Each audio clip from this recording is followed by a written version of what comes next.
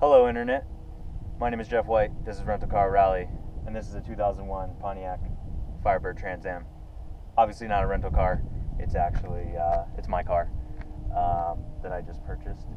And it's got a 5.7 liter V8 LS1. They said it made at the time around 310 horsepower, about 320 to 340 foot-pounds of torque, 6-speed manual transmission.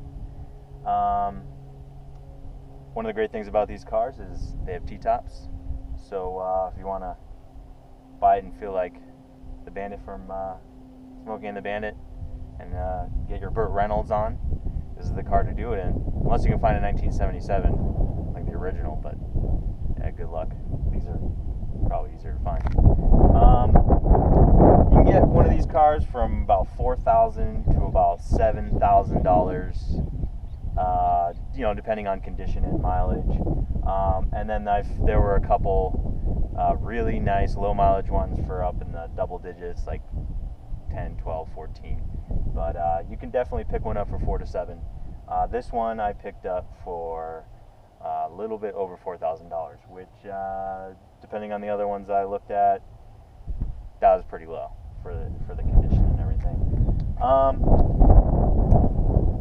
Like I always say with these front-engine V8 rear-drive solid rear axle American cars, they're great platforms to start with. They're not the best cars, and they definitely don't age that well, which you can definitely tell when you start driving it. But it's a great platform for somebody who wants something with a good amount of power and endless options on what you can do to the car. There's really nothing too crazy special about it. These cars had a basic traction control system, brake controlling type system, but they weren't anything technology type crazy like newer cars now with all the stability control and all that stuff. These cars didn't have any of that. Still fairly easy to keep maintained and fairly cheap. Insurance might run you a little bit because insurance companies know these things are a little bit high. Didn't really cost me that much to insure, but probably want to watch out if you have any sort of record or anything like that. But all in all, like I said, it's a good platform to start with, and it's hard to go wrong with one of these cars. This, a Mustang, Camaro, any of them. I think the styling of this car was a bit more aggressive than the Camaro in my opinion, and was a little bit better. But even the Camaro's not a bad car, especially like the SS. I tend to like that styling a little bit more. These did have a special model, the WS6, which started in 01. And obviously you're going to pay a little bit more if you find one of those, but you get a little bit more power, and it has a different hood on it, and a couple little other, has different wheels and stuff like that. But, not a bad car. Definitely something to keep in mind when you're looking for something performance-based, but you don't have a lot of money, so it's a good budget car. Let's get down to the fun part. Let's drive this thing.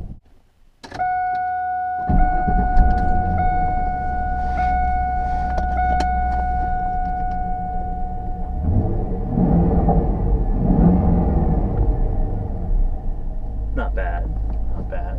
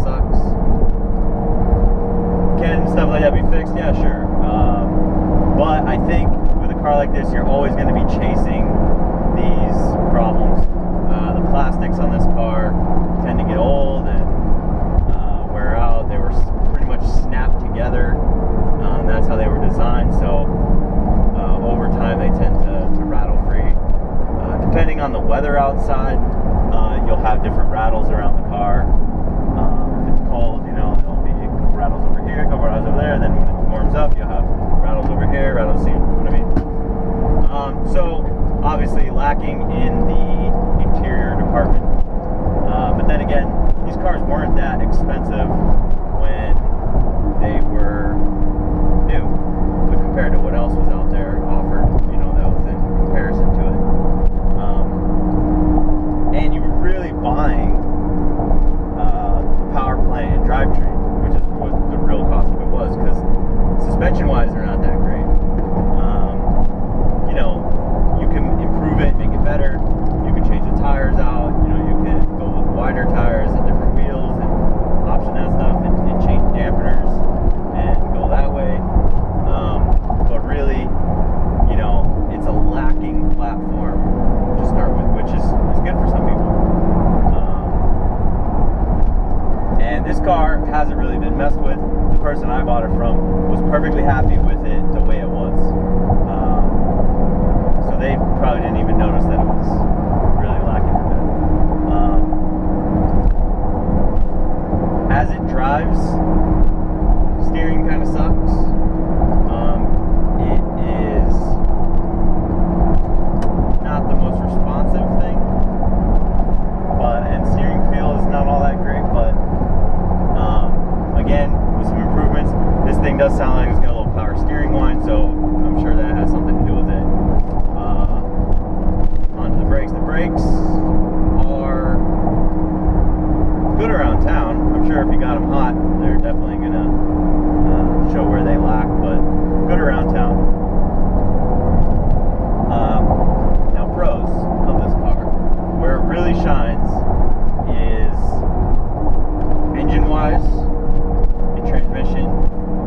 Shift is a good shift. I don't necessarily like this. That's some road work. We go around here. Thank you, kind sir. Alright, back to the engine. Engine-wise, power is great. For a car, I don't really know what this thing weighs, but power-wise and transmission gearing-wise and rear-end gearing, seems to be able to really kind of showcase the power of the motor. Some more road work.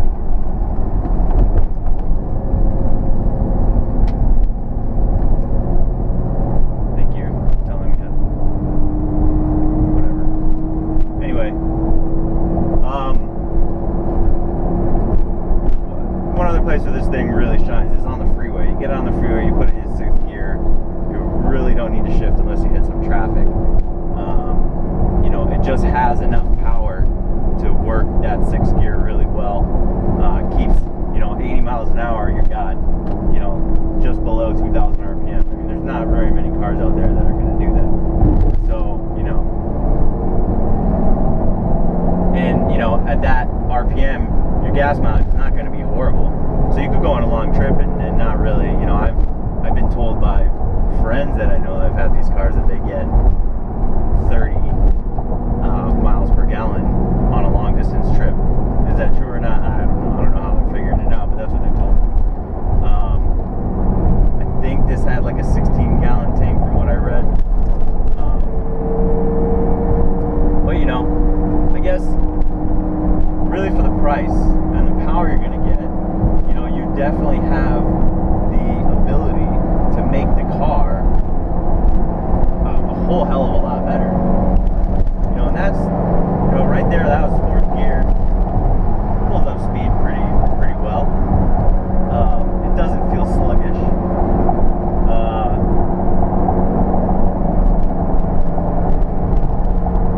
You know, a rolling 2nd gear pull is you'll you know, dust many new cars that are on the road now, just because they don't have the engine size. You know, they're going with a lot smaller engines.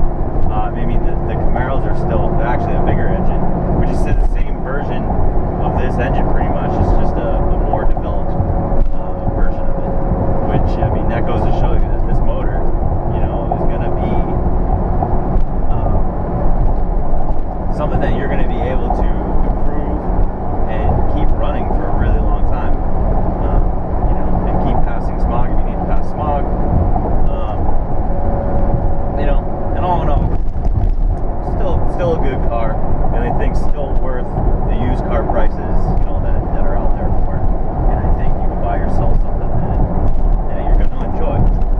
Because ultimately, at the end of the day, that's the whole point. And when you spend this little amount of money, you know, you definitely can enjoy it and not even worry about spending that kind of money. So I definitely think, you know, buying one of these, you'd definitely be happy with it if you're looking for something like this. And it's a good car to keep in mind, good car to keep on the list of cars to buy for this price.